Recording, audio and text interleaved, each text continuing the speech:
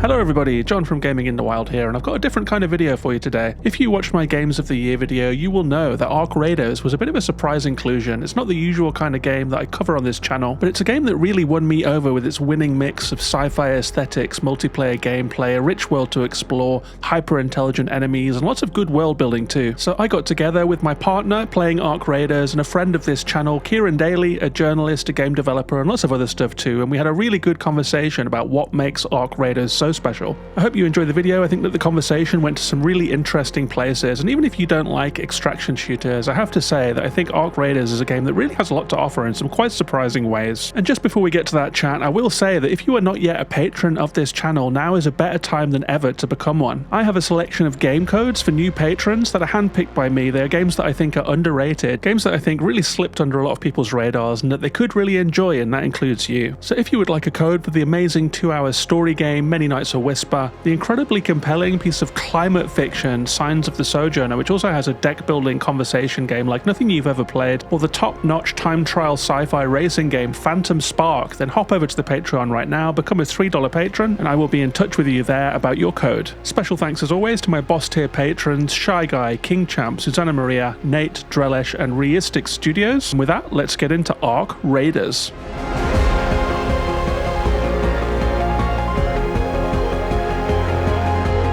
So I'm joined for the Ark Raiders conversation by Kieran Daly, a friend of mine, a journalist, a game developer, and the person I've been doing all of my Ark Raiders runs with, who's been like saving my ass, picking me up off the floor a lot.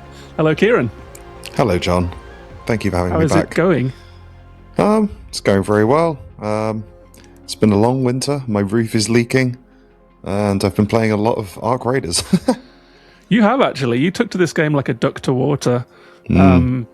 I mean, the reason I picked this one up, right, is because I love Star Wars stuff. I love Fallout stuff. I really like scavengy gameplay where you're running through a juicy world and you're finding stuff and a little bit of combat, but you're like exploring and you're doing a lot of looking. And I think that that's like an underrated element of Ark, right? It's like a beautiful world that you can move through any way you want to. And then you'll get into all kinds of trouble, and then you'll come away with a story. And we've been playing a lot, and we've come away with a lot of stories. Yeah, I think I used to play a lot of multiplayer games. I think multiplayer has sort of been actually probably one of the dominant forms of gaming I've had since I was a kid. I've played Battlefield since I was like 11 years old. And the reason I loved Battlefield and all those games was, this very emergent storytelling that's part of them. And I think that's why a lot of people enjoy multiplayer. But I think that's what's been really cool about Ark. And I think there's something different about it because obviously it has PvP and PvE. But I know this was basically your first multiplayer game. So that's what I found interesting, Yeah, it's been an interesting pairing. You've been like incredibly patient because I can tell that, you're basically a lot better at the game than I am. You're not like a kind of a dead-eye multiplayer killer. You're not like a stone cold killer in the game, but you can kind of hold your own a little in PvP scenarios. And I've noticed that the way that you play games is quick. Like you're a quick player. When we sit next to each other and play games, it's like two different games. Like I will kind of go slow, take it in, and have like a kind of, ooh, look, what's that on the table over here? What's this little thing? And you're like kind of zipping through spaces, like snappy, like moving quick, like checking your exits, right? And so you've been very patient in like bringing down the speed to play at my level, kind of, I feel.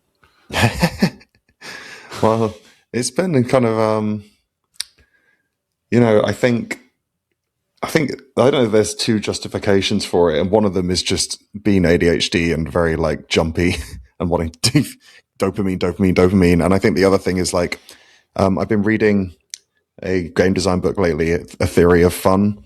And it kind of talks about how, if you play a lot of games and you strip away like the setting or the theme or even the interaction of what's going on, often you're kind of getting to like the underlying pattern of the game itself. And I think when I get into something like this, like Ark Raiders, I'm very much like chasing this very elemental, like, okay, like dash, explore, look, seek, defend yourself, jump, carrot, like loop it really, really, really quickly.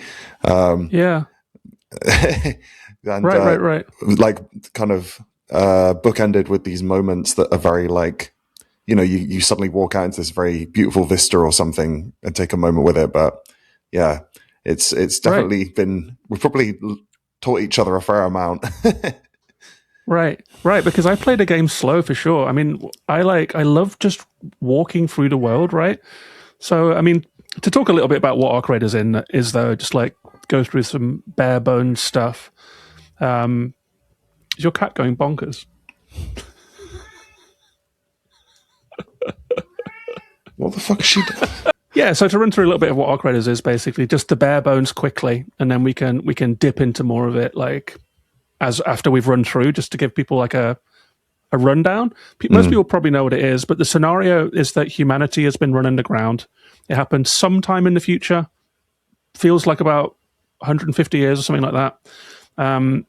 Humanity fled the Earth, or at least tried to. So there's like space architecture around. It looks a little familiar, but a bit futuristic as well. It's like past where space technology is now, but recognizable to us. So it has this interesting near futurism, and it has like a Last of Us style post-apocalyptic thing because humanity's been run out of town. Houses are wrecked. There's no people on the surface because the surface is infested with Ark, which are robots, some of which look like drones, some of which look like spiders, some of which are huge, some of which are tiny and like run around in buildings. And so humanity's been run underground to a city called Speranza. And this is where the raiders are based. Raiders come up to the surface to scavenge materials like electrical parts, cultural things, and information about the game's world, because the people in Speranza don't really know what happened. And so that's the scenario of the game. And I really like the scenario, man. I love near-future sci-fi, and this is a really nice version of it. Yeah, I think it's also notable. This is one of the only big multiplayer games set in Italy. Right, Speranza. And like there's a buried city that has this very Mediterranean feel to it. Yeah, you will randomly find like, like packets of broken spaghetti and like, True. colanders. Yeah, and all of the guns have like Italian sounding names like Torrente and Ferro. Yeah. Sounded a bit Mario there. Ferro! But yeah, so people live underground in Speranza. But the way that the gameplay works out, you don't get to walk around Speranza. It's basically a menu screen, a very juicy, textural, interesting menu screen, people walking around and rooms that you're in when you do your different menu shit. But most of the game is runs where you come up onto the surface, you come up in a little train, and then you're spawned into one of 4 maps. You run around the map, you collect stuff, you loot basically, which means breaching containers. You shoot arcs, you try not to die, and then you extract. So it's an extraction shooter at its base, but I get the feeling that most extraction shooters, you can tell me maybe, are a little more sweaty than this one, and that actually there's like a lot of space in this game. There's a lot of large architecture. I mean, the only comparable thing I've really played is Helldivers 2, which I guess does get really hairy, like especially, it's just intense nonstop, isn't it? You're not really like, the exploration isn't a very big part of it. You're kind of just constantly searching. Yeah, you're running across the map and being like accosted by enemies at every turn, right? Yeah, I don't know. I think there's like a weird tension in the design of this game, and I think it's between like, it's like almost everything's in Venn diagrams. You have like this like, big vistas, and then like tight corridors. You have a sort of vibey exploration with like a kind of sense of humor to the game as well. Especially like certain little parts in the world or the rooster you have, and then this really like intense AI arc situation going on. And then I guess obviously the other big contrast is the play style that generates is people who like the exploration and the PvE, and then there's people on there who are just murderers basically, or trolls or whatever, the typical kind of online thing. And it's I think it's very interesting as a multiplayer game because you don't see such a mishmash of ideas done well, I think. A lot of games will choose one angle and kind of stick with it, right? Whereas I think this whole game is just contrasts. And I think your enjoyment of it will really stem from where you kind of weave between those like two spheres of the game at any one moment, you know. Whether it's you might have one really good run might include ingredients from like this chill vibey side, and then with a like spattering of tension from the other. But if it goes too far one way, it can be kind of boring, and if it goes too far the other, it's just like very stressful and intense, you know. Frustrating. Yeah. I mean, we've been on quite a journey with this, right? Because when we first played it, I think we'd each done like a run or two max when we first started teaming up.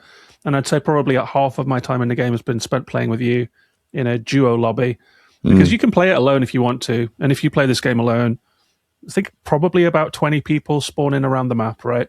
And they are all solo. And if you're solo, like the solo lobbies are kind of mostly friendly. No one really wants to get into combat that much. There will be the occasional person who will shoot you in the back if they get the drop on you. But most of the time, people are quite nice. There's duo lobbies where you're in teams of two, and teams of two spawn all around the map, and then trios. And it seems like the solo queue has been the most peaceful because people aren't, I don't know, just they're not taking each other on. They're doing other things. But a lot of the time when we've been playing it has been in duo lobbies, which is probably the most aggressive, it seems like. Maybe the trios are even worse. But when we first started out, I remember us creeping through this world kind of carefully. And if we even saw an arc or heard one, because the sound is so good in this game, like a little arc copter, we would be like very tentative. Because when you shoot, it means other people can hear you too. Yeah. And the arc are kind of scary at first. Like they can kill you quite easily if you're not paying attention. But as the game has gone on, we've gotten a lot more confident to the point where we're like downing some of the biggest machines in the game fairly effortlessly with the equipment that we have now. Yeah. So it's been a journey. And I think that maybe the journey of Arc Raiders has been really good for me because, like you said, it's my first game of this type. Started off tentative, grew into the game, started to learn more about it, and now feel quite comfortable in the world. But that process of going from shy and like worried and creeping around corners to where we are now has been like a real journey. This cat, man, I'm sorry.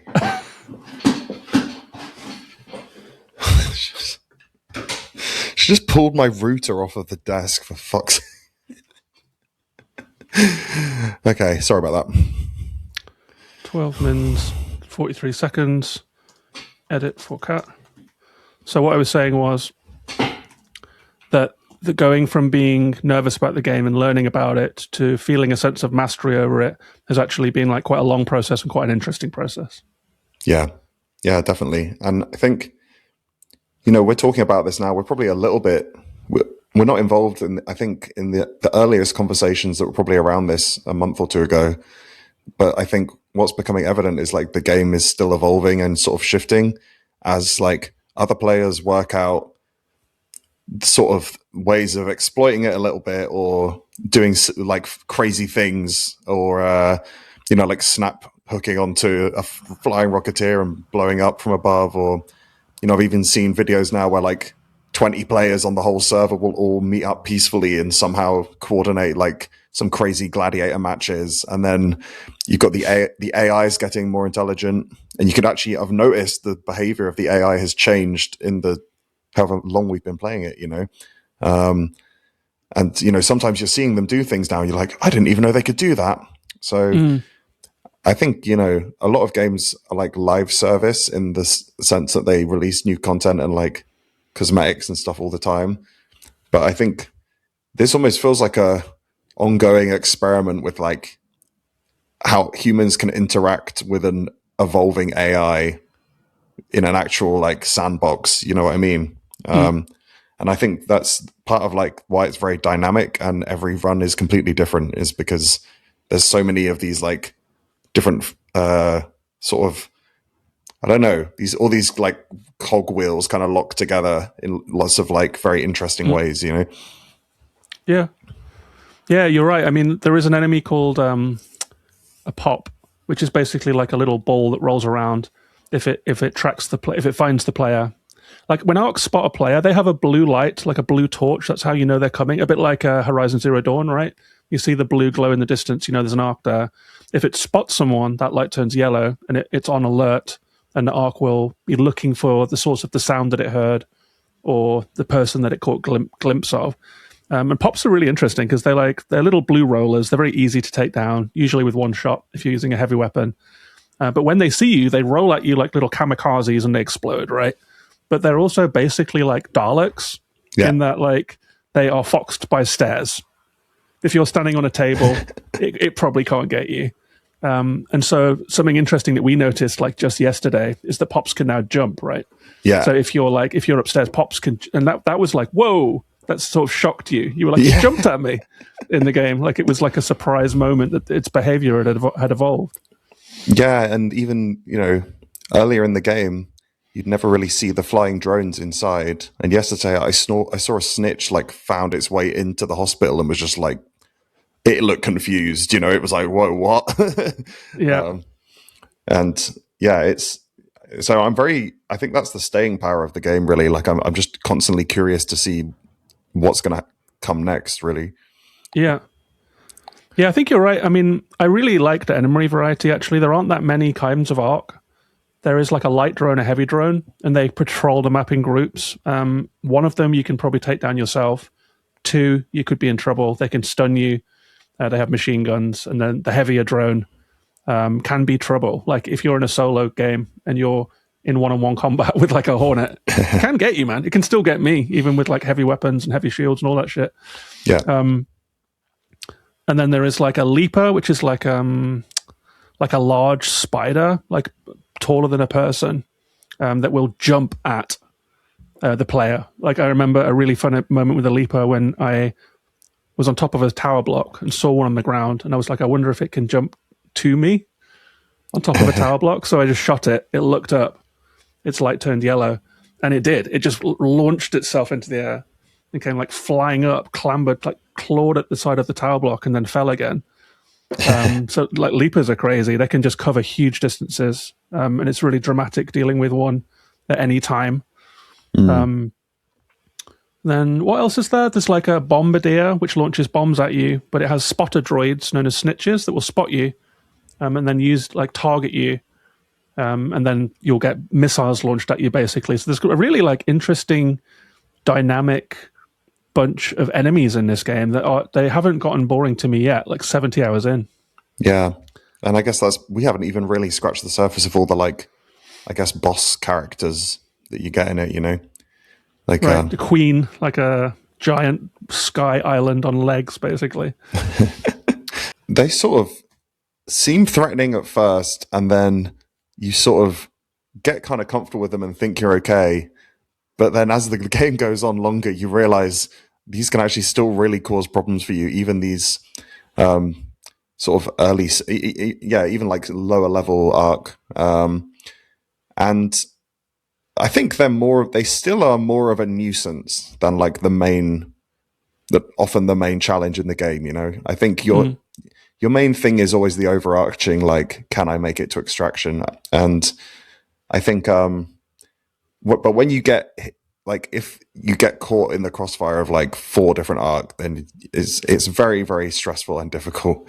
And they really catch you off guard sometimes. And I think it's a testament to like the intelligence of the programming of the enemies in this game is that like they're very unpredictable. And I don't think I've played many games where these sort of enemy NPCs are like become very like genuinely unpredictable. You know what I mean?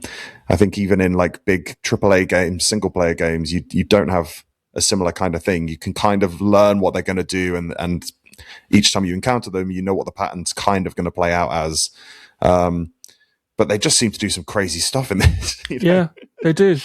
They do. I watched the NoClip documentary about it, right? Because I've been interested in why these enemies feel so alive. They don't feel like video game enemies where you can kind of, like if you shoot one with like an Elden Ring, if you shoot it with an arrow, it might run towards you and just fall off a cliff and die. Yeah. Like they're incredibly dumb most of the time. Like if you get into close combat, sure, then you've got patterns. But if you're not in close combat, they're clearly computer enemies doing computer enemy things, right?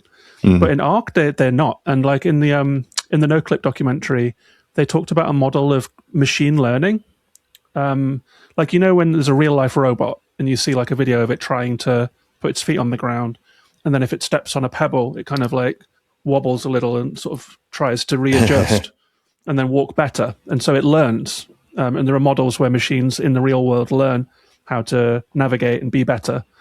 And they used that same principle for ARX, right?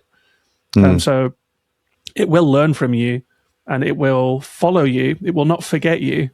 It will, like, one of my favorite things is like when there's 2 or 3 hornets, which are like little drones basically. And if they spot you, they will keep coming.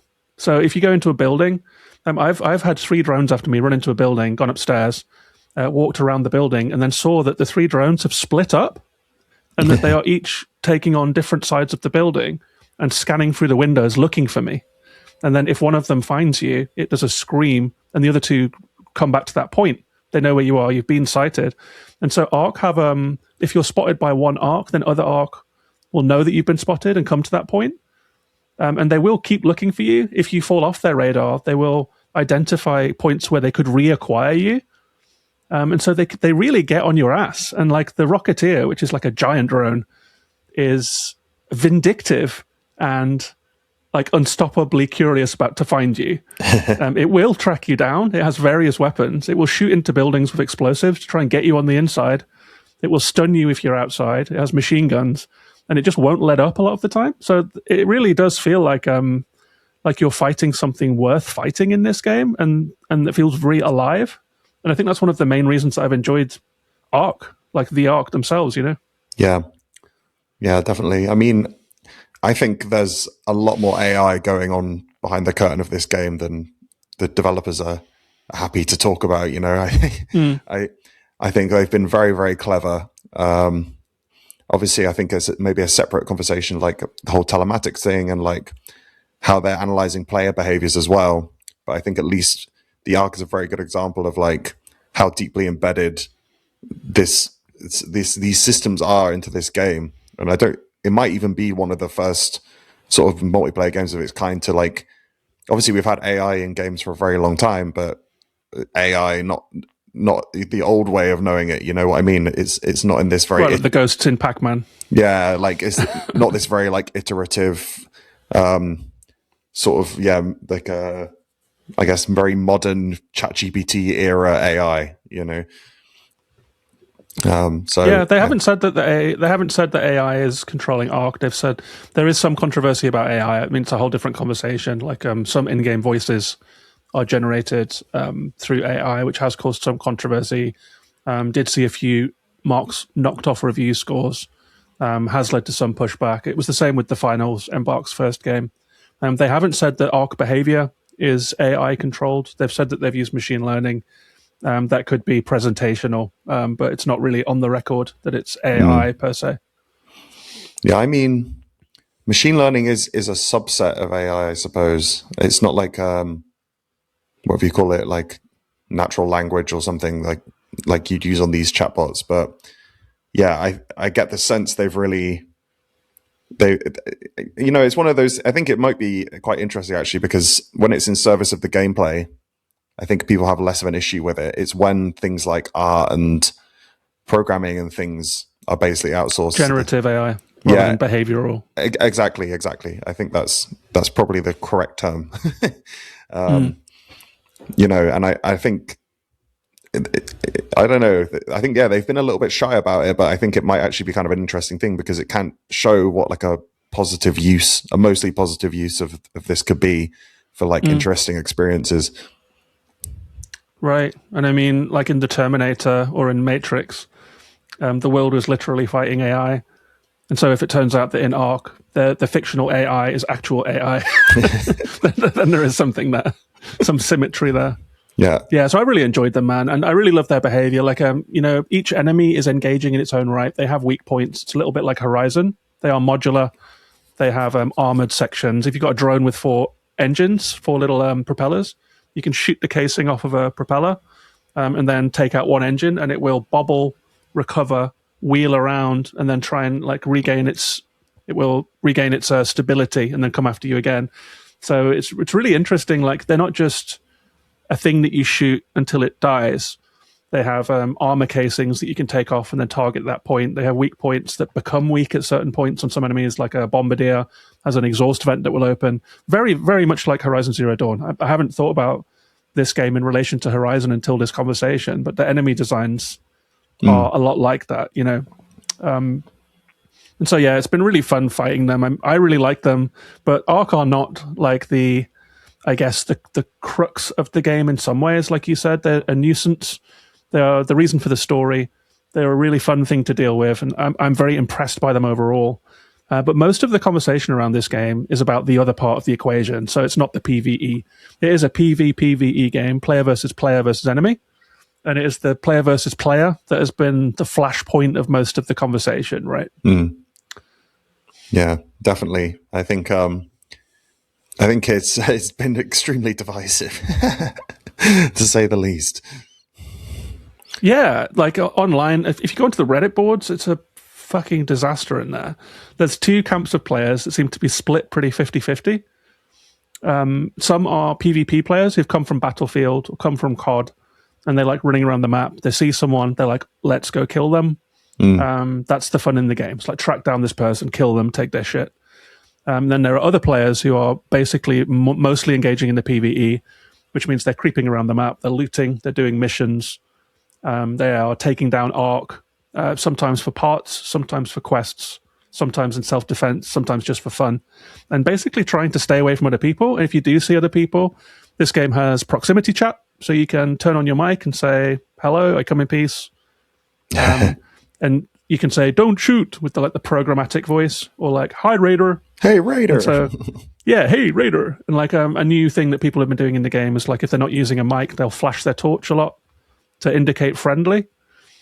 So there is this like in-game communication that goes on, but sometimes you turn a corner, see a player, see two players, and you're like about to say, hey, Raider, and suddenly you're full of bullets and running, right? Yeah.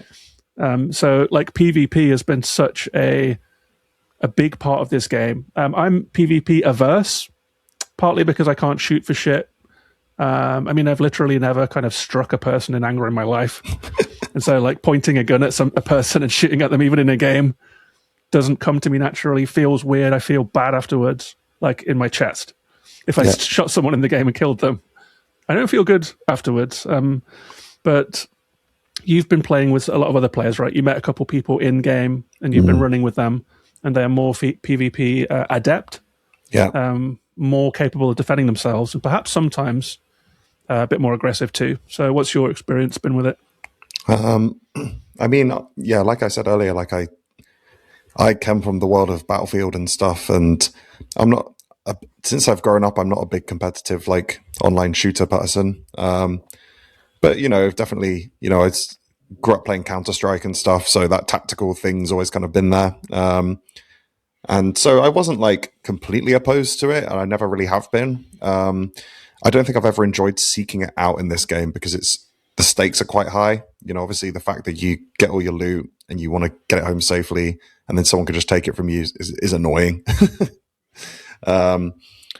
So I think, yeah, I played with a couple of people who were much higher level than me. I was sort of match made with them and played maybe 10 games with them over a couple of days.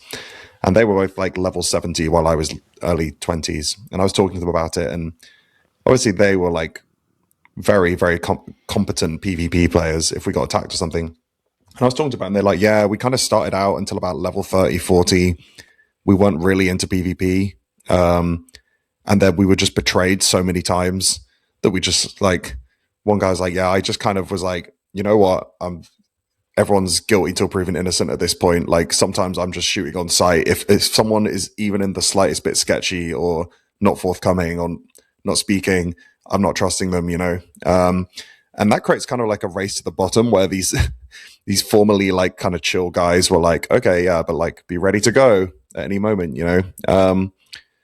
And, you know, playing with those people who were confident with it it actually made the PvP fun when it happened. We wouldn't go and seek out a fight, but if someone attacked us, being able to like actually survive it is a real rush, you know, because you really felt like, okay, I've overcome a big challenge here. And I think my main perspective on it is that I think the looting alone would probably not hold my attention. just fighting Ark on its own probably wouldn't hold my attention, and also just PvP wouldn't hold my attention. I think what's exciting about this game is like, I don't know, the PvP adds a lot of the tension that you get from this game and a lot of the unpredictability, even when it's negative and unpleasant. Or, you know, like, what was it? Like yesterday we were playing and we took out a Rocketeer and we were salvaging it. And then these two guys just, who are being called, I believe the term in social media at the minute is rats. You know, it's like toxic Ark players who will like attack you as you're extracting or as you're salvaging something. They're getting like a bad name for themselves, you know? And I think, you know, obviously they're frustrating, but then I think it adds this flip side to it, which is when you do meet people who are friendly, it's such a nice feeling. You know, when you meet a friendly face and they help you out and you team up and talk, it's so pleasant and such a surprise as well. And I think, you know, obviously they're doing things to kind of tackle some of this, and I think they could probably do more to just cater to people's play style a little bit. But yeah, I think that's kind of my perspective on it. Is it's part of the equation that makes this game exciting, irrespective of the minute-to-minute combat with someone else actually being enjoyable, you know? Right. I've had like mixed results with PvP. Like playing solo, there some of the strange ones. I'm going to give you like 3 or 4 like different small strange examples, right? Once I was in a dark building in the Blue Gate area, and I came across a raider who was just standing there. And I was like, oh, maybe the player had to put their controller down. Maybe they're in the menu. So I just kind of flashed my light at them and went on my way. 2 minutes later, shot in the back and dead. So this player had just like come to life and been like, oh, there's a person in here. Just shoot them in the back and kill them. That's the end of my round. Like, just an asshole. Like, just an asshole. I left them alone. They killed me. There have been times where I'm on a solo run in Buried City, and I hear gunfire. Go and see what it is from a rooftop. It's someone shooting at a big Ark. And so I'm like, okay, I'm going to help them. I can aggro it away from them. I can shoot its weak point, turns to me, they shoot its weak point, and then someone else comes on another rooftop, and suddenly there's like 4 people in a solo round taking out Ark, and then we all come and salvage together. Everyone's doing that little raider dance, and everyone's happy. And then like, so there's like emergent cooperation that has happened for me in solo rounds, and even in our rounds. Actually, there's been a time one of the earliest and most memorable cinematic emergent moments was you and me going through a geodesic greenhouse, creeping through it because it's a high tension area. There's a lot of Ark, and we saw a raider run across the door in front of us, like through this greenhouse, and then like a flaming Ark drone came in behind it, guns blazing. The person was shooting at the Ark. It was wheeling around. We shot the Ark, took it down, it exploded, and then we all looted together. And on voice chat, we're like, "Great to meet you guys," you know. And it was like that's how a raider like encounter might be in the real world. You see someone in trouble, you help them out, right? Yeah. So that was a really nice one. And there have been times where it's turned into cooperation. Maybe the most satisfying PvP encounter I had was with you when we were running through the spaceport. And you said, let's not go near that building. It's hot. And I was like, no, it'll be okay. So we ran around, and like, lo and behold, one guy shot us from the ground level. One guy shot us from the balcony. I got pinned down. You took out the guy that was on the ground level. I broke the shield of the guy that was on the top level, and he vanished. And so we were attacked by 2 guys. You killed one, and I ran the other one off. And then we went on our way, and I was like, whoa, we did it. Like, we were attacked and we came out of it alive. And that's because we had like level 4 guns that break people's shields, because you're quite adept at it, especially if it's a one-on-one. You've got a good chance. You've got a 50-50 chance coming out of it. Yeah. And so like, and then there's other times where you just like, you've stand in the lift, you've got your loot, you flash your light at someone else who comes in, you program the lift to leave, and then they just shoot you in the back and kill you. Yeah. Like pure underhand, like criminality, right? Like in the raider community there. So it's got like a vast range of possibilities, and I think that like the unpredictability of meeting people is interesting. It adds a spice for sure, but there's a really nasty feeling when you're just gunned down by pro players who are hunting the whole map, and they take all your shit. Like when they gun you down after you've fought a really big Ark and taken it down, and they just take advantage of the situation, kill you and go. Like, it feels terrible. Yeah. And so it's interesting to me that like the players that don't like it are still playing. The game is just that good. And there is this raging conversation around the game that is giving it energy, like for better and worse. Yeah, I think it creates kind of a race to the bottom because like those guys I was playing with, they were like, you know, for example, they're like, if we ever extract in a lift with other people, like 4 or 5 of them, this guy was like, I will down everyone else in the lift the second they walk in. I won't knock them out. I'll just do it for safety and then call the thing so that no one can like take my shit at the last minute. And it creates this kind of like distrust of people, you know? Yeah. And also I think it's like an arms race almost because it encourages you to be more aggressive or at least more willing to fight in combat. And then I think I don't know, the real question is like, what do you do about it? And, you know, I personally think PvE only servers would not be the way forward because it would silo 2 halves of the community into 2 different games, basically. But I think there needs to be more, they need to balance it a little bit because obviously a lot of people playing aren't really into PvP and that, you know, I get the impression, maybe I'm not going to be ageist, but I feel like a lot of people who've come from young people today who've been playing Call of Duty and Fortnite. It's like Fortnite energy drink swilling, Cheez-It dust teens. And they're like, take that, bitch. And then just like, to take your stuff, you know, like, and I think it, depending on the time of day, like that kind of changes. But, you know, I think a few people have floated the idea of having like a bounty system. Okay. So if there's someone on the map who's been really aggressive, maybe like you could have a sort of a sphere of where they are, like in the map. So with a bounty attached to them, you get some good loot or something. Yeah. Or then it would encourage. I can imagine Celeste's voice coming on the radio actually and saying, Raider, a notorious raider has been spotted in the area. That would feel very Ark to get like a little quest within the map, right? Yeah. And I think things like that would also encourage like friendly players to team up against that person and coordinate a little bit more. Whereas sometimes you're in situations like we were in yesterday where we were looking for a room, we met these friendly guys and they were like, oh, we'll take you to the room you need to go to for your quest.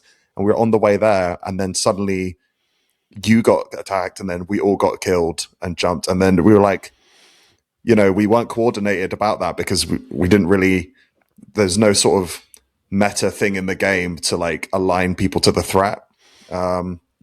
It basically keeps you on your toes the whole time. I think having that and then also something about free loadouts. You know, a lot of people who do PvP just log in on a free loadout and there's basically there's nothing punitive. Stakes. Yeah, there's no stakes to what they do. They can just log on, do it. If they die, they don't lose anything. And obviously the progression of the game is that you're building up better stash and you don't want to lose things. And I think that's a sort of core imbalance of the game, and they need to address it. I don't know whether it's through doing something about free loadouts or if it's like, I think maybe the answer comes from doing one free loadout a day, something like that, or like, yeah, or like maybe you acquire. You know, I'm thinking like in Sekiro, right? Like when you die, you attract a like a debuff that means the next time you play in, you have like less. Less power-ups and stuff, you know, something like they need to sort of debuff this behavior a little bit just to give. I think maybe the solution, the best thing would be something that enhances the role-playing element of it. I think like a mechanistic solution to this issue is possibly not the best idea. Like coding it out of existence or putting a new feature in that just like nerfs it. I don't know. I think that's quite heavy-handed. And I think a more interesting way of doing it is creating space for like these social means of sort of penalizing this behavior. Yeah, one of the thoughts that I had about it was like specifically because if you meet someone who flashes their light or says like, hey Raider, don't shoot, and then kills you, it's because they look just like everyone else. Like there's no way of telling that they are a murderer. So one thing that I had, you know the film Carrie? Yeah. Where she gets like, she's at a high school dance and someone drops like a bucket of blood on her and she's standing there like a iconic blood splattered film image. Like if a player is particularly violent and kills people across multiple rounds, I say like cover them in blood like Harry, make them like a bloody raider. Yeah. And so if you see a bloody raider coming, then you're like, oh shit, like ready up. You know what I mean? And if a bloody raider comes into a lift, then you're killing them. So something that's like a cosmetic representation of their aggression rating in the game, which is used for matchmaking, could be a way to give other players the heads up that you're dealing with someone who kills. Yeah, or even, instead of matching, if someone's incredibly aggressive, instead of matching with other aggressive players, you could put in like one pair of people who are very aggressive and put them in a server with like everyone else is like chill, but then highlight to them, like show on the map, like you mark them like you do with the Queen or something.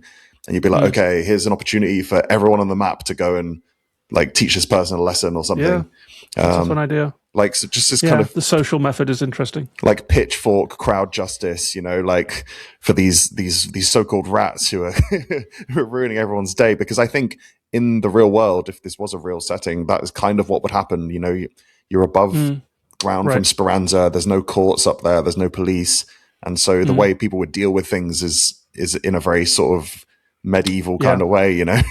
So right, like Last of Us. Like they get together and they form a posse, basically, like a cowboy movie.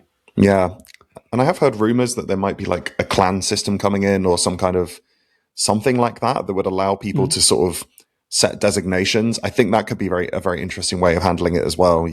Right. Factions that you can, like with colors, maybe so you know who's a friend or whatever. Yeah, and then if you attack someone from a friendly faction or something, it's you get punished for it. I mean, I don't really know. I think they could actually really enrich the role play of the game by trying to tackle this issue. Right. And can I tell you actually that like the role play of the game is the reason I think I'm most against predatory PvP players. Because in this scenario of the game, right, and I like to role play in games, right? I like the Citizen Sleeper. I like having a character build and like having a character that I feel has behavior. Like when we play sometimes, I've told you, like my character used to be this like upstanding guy. He was like a professor or something. Now he's in the Ark world and he's gone down on his luck. So he started off as like a Star Wars dressed like a neat and tidy raider. And now he's like this gnarly guy with like a 6-pack of beer attached to a clip who's on hard time. And I like the roleplay of the universe. And the roleplay of this universe is that humanity has banded together against the Ark threat. And that raiders go up to get stuff and they come back down and sell it and get rid of it and like contribute to humanity. But there are some raiders who will take advantage of the situation in that Joel and Ellie like post-apocalyptic freelancer style. Yeah. Who will like jump other raiders to steal their gear. But it's not all the time and it's not everyone. And every time raiders go up, like 70% of them are not dead because there'd be no people left. So it's like fundamentally in tension with the scenario for players to be running around just assassinating 10 people on a run just to take their like batteries, speaker components, and their free loadout stitcher. So I think that's what breaks it in my mind a little. And I think that's what's led to some of the online discourse is that the PvE players are saying to the PvP players, you guys are kind of ruining the game. You're misunderstanding the game. Yeah. Because it's not a war simulator. It's not Call of Duty. It's not a battle royale. You don't have to win. You don't have to kill everyone. And in fact, that's damaging my experience of this world by sort of introducing this like crappy humanity, like just teenage element, like you were saying, Yeah, I mean, it kind of, this is very like classical political philosophy, isn't it, really? Because it's very like state of nature, like you have the original state of nature philosophy by like, is it Eric what's his name? Hobbes. And that's very like, life is nasty, brutish and short. And like, if we didn't have the state and legal systems, like everyone would just be butchering each other. And then you have the more sort of modern perspective on it, from like Rousseau and stuff that's like, well, actually people are more likely to kind of cooperate in those circumstances. And I think like, for me, in the terms of the headcanon of this story, when there's like these ratty raiders who are robbing everyone, it gives it this little flavor of like, I feel like there is a criminal underworld in Speranza.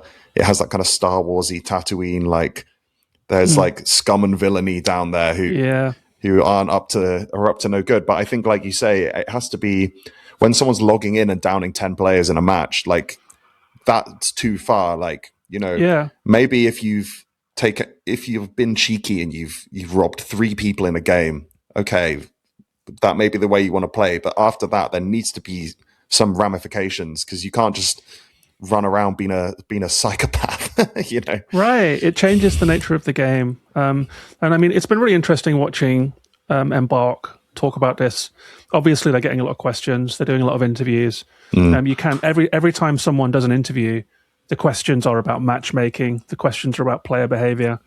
And they are really interesting about it. They say, like, some people in our office are absolute demons who like love PvP and assassinating people. Some people in our office like hate Stella Montis because it's just like a really hardcore murder maze, basically, And so these conversations are going on in Embark Studios as well, and they are trying to navigate them. I'm really interested too to see how they handle it, because I agree with you that there needs to be, like, it destabilizes the game world a little bit to have such disruptive players, especially in a large amount, I would say. Yeah. I wonder if they would agree with that, if that was put to them, or would they say that what you say is destabilization, we would say is like vibrance and conflict that enlivens the game environment for everyone, right? Yeah. I mean, yeah, it's tricky. It's very tricky. I understand why they added PvP to the game. I think it makes sense. Because I think if you took it away, what would you have to do to the game to maintain the same level of interest and surprise? And I think you'd have to add a lot more arc. There'd have to be a lot more enemies. I think few people are saying that they don't want PvP in the game. Few people are saying that. It's more a matter of like, it's in here and it's kind of interesting for sure. There is a social contract element. I don't think that anyone wants it stripped out entirely, because that's Helldivers if you want it. You know what I mean? But I do think like how they broach it and how they grapple with it and how they think of it. I'm very curious about how they think of it. Like, do they see any of this as a problem? Because the conversation is fractious online. In Reddit, like every thread in the Arc Raiders Reddit turns into like a flame war between players. Stop crying about everything. Pick up your gun. Yeah. And then there's like PvE players saying like, stop like just being a bad person. You know what I mean? And like it's a constant clash going on. I mean, I've probably talked about it before, but this is early Minecraft. We're talking like, I don't know, maybe 12 years ago. I was playing, this is one of the best multiplayer experiences I've ever had in my life. For about 10 months or a year or something, I played this modded version of Minecraft that was it's called Civcraft, and the guys who made it, I think they were like anarcho-capitalist or something. They were like political ideologues, but they ran it as sort of a social experiment. It had 1,000 people on the server, and they introduced a system called pearling, which is, in Minecraft you have ender pearls, which you can get from these enemies, endermen, and you can throw them and teleport. And they got these and modified them so that if you had a pearl in your inventory and you killed someone, it would imprison them in a place called the End, which is in Minecraft is one of the realms of the End, but it became this sort of permanent prison place. And so on the surface, what would happen was whoever had the pearl of someone they'd imprisoned, if that pearl like fell out of their possession, it could be used to like free the person they'd imprisoned or keep them down there. And so the roleplay element was all these different groups of players set up like their own societies with different political ideologies of how to deal with this. So there were some people who set up like court systems like you'd get in the real world, and they'd build courtrooms and they'd bring the player back from the End and chuck them there and have a trial with all the players there. Or there'd be some people who were like pure like Stalinists, and they're just like, oh, you're in the gulag forever. And I remember there was like this sect of German players, the Prussians, who'd done really bad, and they just got locked in this prison for like 6 months in real world. And you went down there to visit once, and it was just this like these sad, dusty Prussians like who'd eked out like this like sad little settlement in their prison island because like the conservatives wouldn't let them out or something. And then we did like jailbreaks and all this stuff. And so the reason I mention this is because I think it's a good example of like how you can build in ways of mitigating, like basically enhancing the role play in a very deep way just by adding a few simple mechanics like this. Maybe I think of like Shadow of Mordor with the Nemesis system. If you get killed by a boss orc, and the next time you meet it, it's like Nemesis. And obviously Warner Brothers trademarked that, so we can't use it. But, you know, I think even that would be cool, you know, if there's someone who's killed you multiple times and you get match made again, and they're like, you get a phone call from Speranza, they're like, oh yeah, that guy who took your stuff's here, like, here he is, here's your opportunity. Yeah, I think there's so many things they could do with it. And I think right now it feels all a bit, obviously the game's in its early stages, it still feels a bit rough and ready, but yeah, I'm very interested to see if they'll be bold with it or if they'll simply kind of just let it continue rolling as it is, you know? I wonder too, like we've seen games that had an initial huge flashpoint of popularity make changes and go off the rails, right? So they are going to be very aware that any tweak to the machine can not only in gameplay terms affect like a player, you know, the amount of people playing it, but in sentiment terms, because it's a very fractious community right now.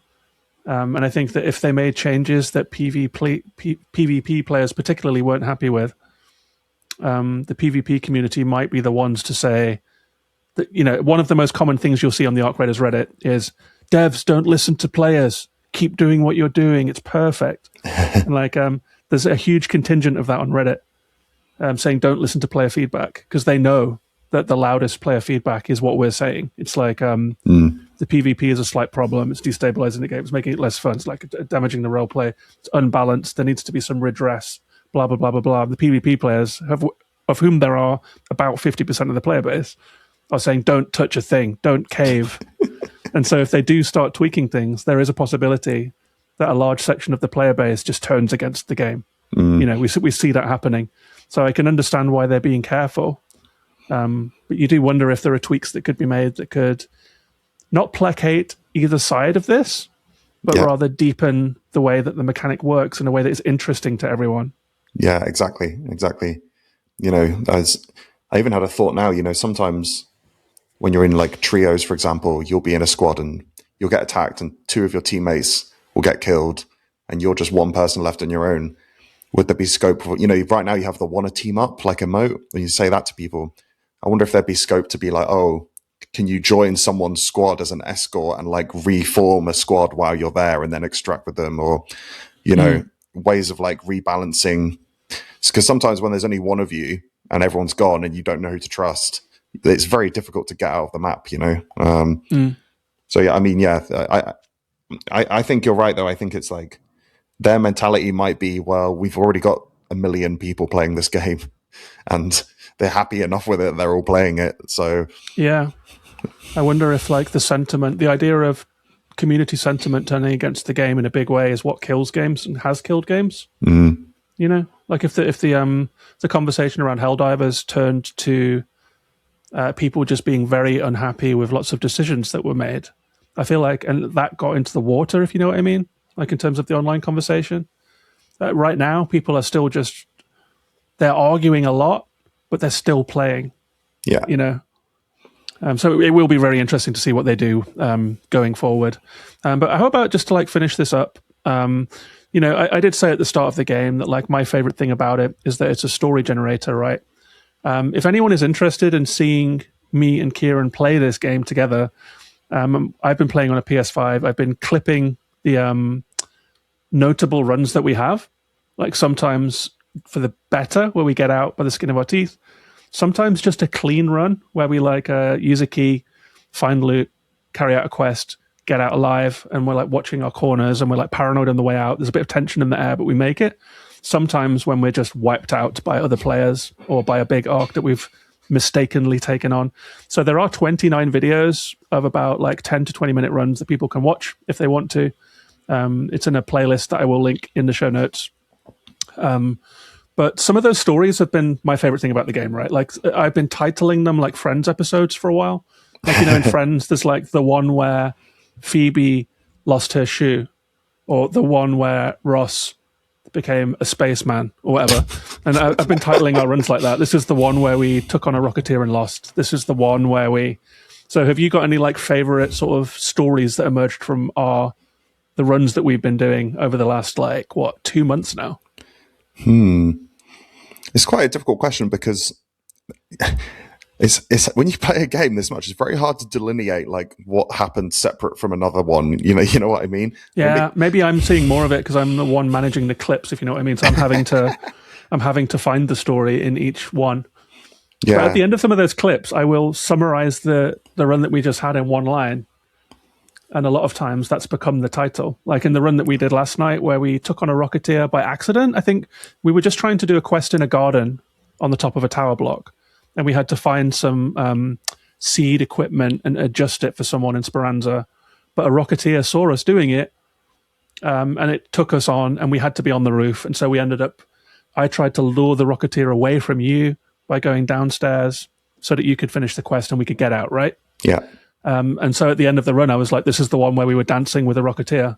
And that became the title of the video. So there is a video called Dancing with a Rocketeer. And there have been 2 videos where we took down Rocketeers. I really enjoyed those. I like the one where we actually had a strategy where, like, Rocketeers, when they're on you and in your face, they're the hardest enemy in the game, pretty much. That I've spent a lot of time with so far. Like, I haven't done much Matriarch stuff. But Rocketeers, because they are airborne, they just can follow you anywhere. They don't give up. They've got machine guns. They've got missiles. And so we decided, well, if one of us was standing on a tower block, one of us standing on a different tower block, we could each aggro the Rocketeer away from the other so that its attention was constantly split. And so we had a strategy going in. We're like, let's try this strategy, see if we can always have it off its guard. It turned out that the 2 tower blocks we were standing on, all it had to do to change its attention was turn about 45 degrees. So our strategy didn't work, but someone on the other side of the map saw what was happening and they shot it from a tower block on the other side of the map. So the Rocketeer went towards them. I was able to hit it with a hull cracker a few times. It came back to me. They were shooting it from the back. And so it was like we had a plan. We went in. Our plan didn't work. Someone else joined the plan. And then the plan came together. And so it was the one where we like beat the Rocketeer, you know? Yeah. Yeah. I mean, it's just this emergent gameplay. It's just what keeps you coming back, honestly. Every single run's completely different, for better or worse. And I think that's what's great about the game. Yeah, absolutely. I mean, some of them are unfortunate. I put up a video last night called Shredded. This is the run that we had where we went to Stella Montis at the end of a 2-hour play session we had last night, by the way. There are shredders in there. They're a very brutal enemy. They charge you. They have an area of effect attack. So if you're even standing near them, you're dead, basically. And we had a tense run through Stella Montis where we cracked open a safe room. A shredder attacked us in the safe room, and we were able to use a deadline mine that we found in the safe room to actually aggro it towards us and kill the thing. So we actually took down one shredder. And then on the way out, encountered another one, which took me down. You very bravely ran out of the train and brought me back to life. Ran back into the train, somehow did not die doing this. The shredder got me again, and you managed to extract, and I died. And so that video was called Shredded. That was the story where I got shredded. So, I mean, that's my favorite thing about it for sure. I really do feel like each run has a memorable story. Like some of them are like, I think there was one called The Big Score, where we had a high value loot key. And we were very, very tense because we knew that people camp those high value areas. If someone's been there already, if you catch someone who's in there, then they're probably going to come for you. If you're coming out with laden down with guns and high value loot, they're in a very vulnerable, stressful position. And so some of them are big heists where we pulled it off. Yeah. Some of them are big heists where we didn't, you know. There's just so many stories that have come out of our time playing this. And they're still happening. Like we're somehow, after 75 hours of playing this game, which puts it into my top 10 most played PlayStation games ever. I think just above Death Stranding 1, just below Horizon 2. Somehow we're still having new stories occur in every run that we make. Yeah, exactly. And, hopefully, I mean, this is what I've always enjoyed about multiplayer games. And I think often the fact it just goes hand in hand with combat is a bit of a shame because it's stuff like this that makes it so distinct and unique from single player games, I think. So I think, it's been very fun. Yeah, it has. And I want to say thank you to you actually on air for just being like the best, for being the best. Like I'm terrible at the game. I know that you like to be able to defend yourself and like run raiders off and get out alive, and you have a little bit of pride attached to it. Then you've had to let go of that pride a little bit by having a complete passenger of a teammate for long periods of play, who you have to kind of slightly like cater to not being good at PvP, bring me back to life, run people off and stuff. So I really appreciate your patience, and you've been willing to like relax in my play style a little bit, and I've really appreciated it. Yeah, well, that's how it goes, man. You know, I enjoy slowing down as well. It's good to be reminded sometimes. Yeah, we've had a lot of moments where we're running through the world and we've just stopped and said, "This is a fucking nice looking game, man. Look at that sunrise. You know, look at that." So maybe there's some benefit to it for both of us. But yeah, fun to talk about the game. We haven't even touched on a lot of it. We haven't even touched on various aspects of the game, like the economy, the loot economy, the crafting, feats, the cosmetics, the decks. But I think maybe that's for another day, man. Maybe we can talk about Ark again if the game continues to do how it's doing. If it does evolve over time, then maybe we can regroup and discuss it some more. Well, yeah, there's so much to think about in this game. It's not like you don't load into a run and just have fun, you know, like every decision's very calculated. And, you know, I probably have a lot of opinions on the amount of menus and the sort of, even when you first start playing the game, how difficult it is to get your head around all the systems and everything. But like, I think at the core of it is like just this machine for stories, basically. But I think that's what makes it compelling above everything else. Agreed. Ark Raiders, a machine for stories. Well, thanks for dropping in, Kieran. I think you're off on a ski trip now, right? Yeah, tomorrow. You're off on a ski trip. Oh, tomorrow. Yeah. Maybe we can squeeze in a couple of runs then before you go. Yeah. Yeah, thanks for dropping by. Where can people find you? I mean, I know that you're not a very online person, but, you know, we always have to do this at the end. We have to be gracious to our guests. Is there anything that you'd like people to do to come and hear more from you or to look at your stuff? I'm not very active on anything online at the minute. I have an Instagram page. I think it's mightythirst.games. Okay. I also do a bit of game dev. I've had a little break from that because I was moving house and trying to renovate, build rooms and stuff. But you know, this spring, I'm planning to get back more into that. So I think I'll be posting a bit more there. And I think play Ark Raiders. You know, maybe see you on the surface. Yeah, if you ever see Face Cuddle in a run, then be nice to them, because that's Kieran. All right then, take care. See you next time. All right, latest, John. Thank you.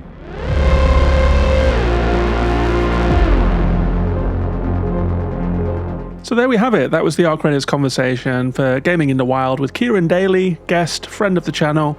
Go and follow Kieran. And if you're still watching at this very late juncture, then you've watched quite a long video. So drop a like on it, subscribe to the channel, become a patron if you would like. You can get a free game code and access to all kinds of backstage stuff, the community Discord and so forth. And other than that, thanks for watching. Take care of yourselves and each other, and I'll see you on the next one.